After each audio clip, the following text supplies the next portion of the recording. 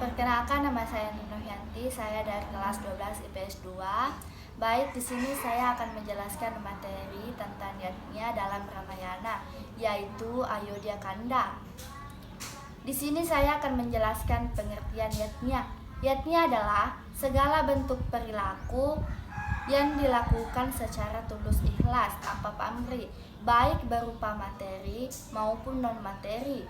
Adapun bagian-bagian pancayatnya, yang pertama, Dewa Yatnya.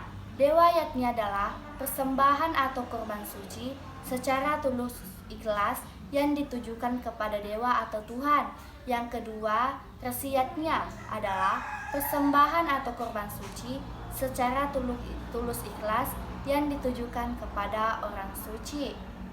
Yang ketiga, Pitra Yatnya adalah persembahan atau korban suci yang dilakukan secara tulus ikhlas yang ditujukan kepada para leluhur. Yang keempat, Manusia Yatnya.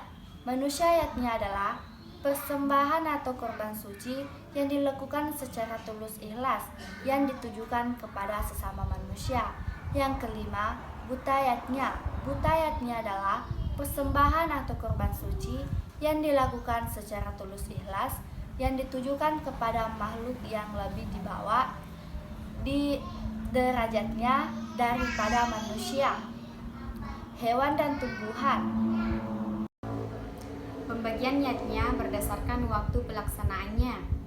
Yang pertama ada nitya yatnya. Nitya yatnya adalah yang dilaksanakan setiap hari seperti Trisanda dan yatnya sesa. Yang kedua ada naitmika yatnya. Naitmika yatnya adalah yang dilaksanakan pada waktu-waktu tertentu, misalnya berdasarkan sasi maupun pawukon. Berdasarkan kualitasnya. Yang pertama ada tamasika yatnya.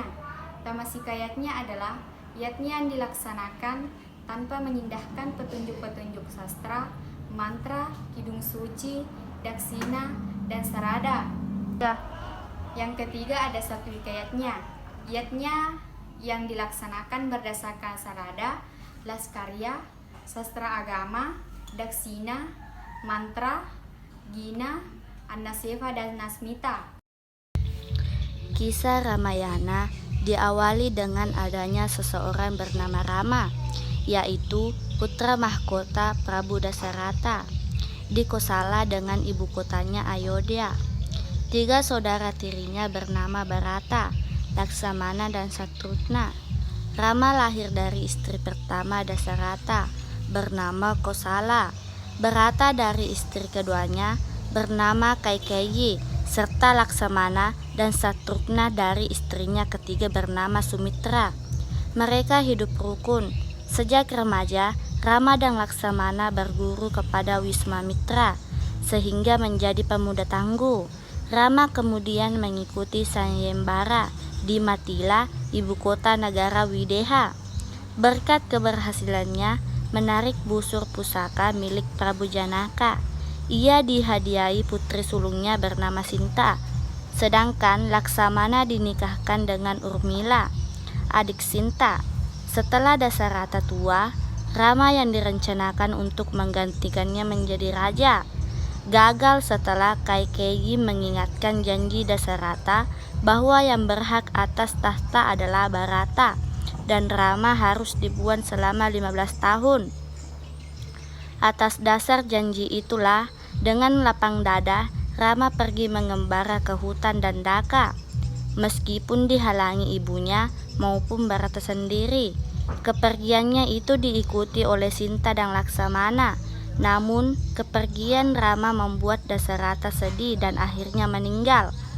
Untuk mengisi kekosongan singgasana, para petinggi kerajaan sepakat mengangkat Bharata sebagai raja.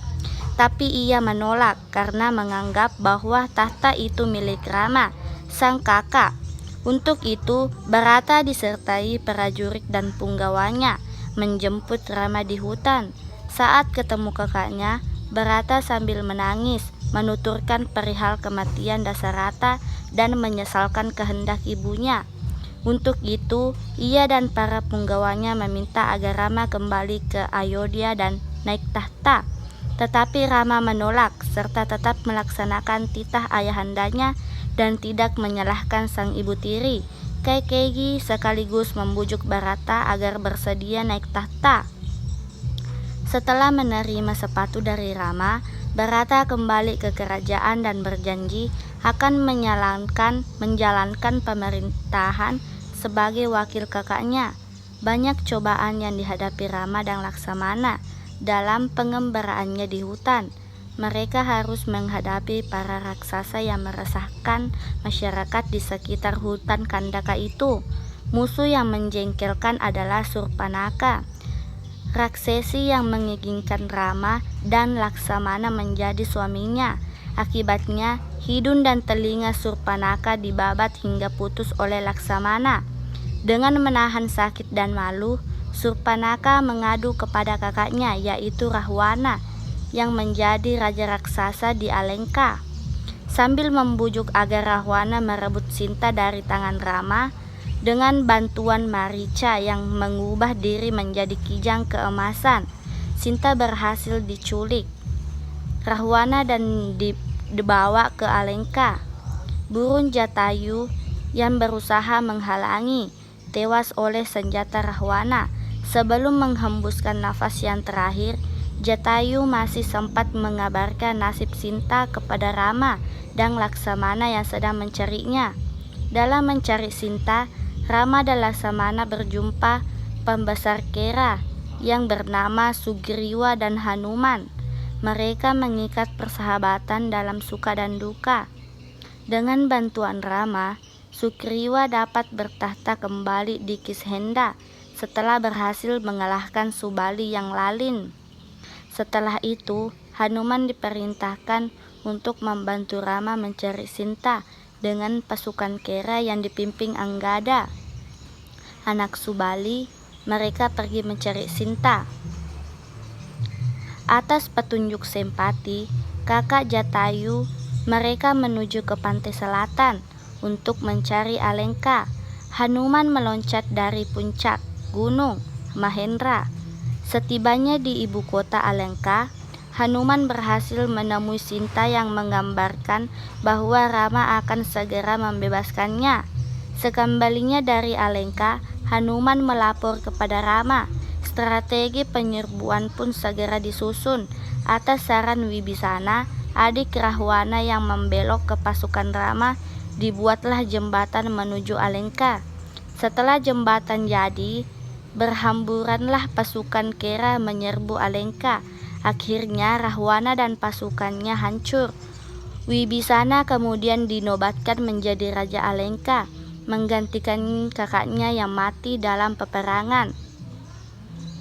Setelah berhasil membebaskan Sinta, pergilah Rama dan Sinta serta Laksamana dan seluruh pasukannya, termasuk pasukan Kera, ke Ayodhya.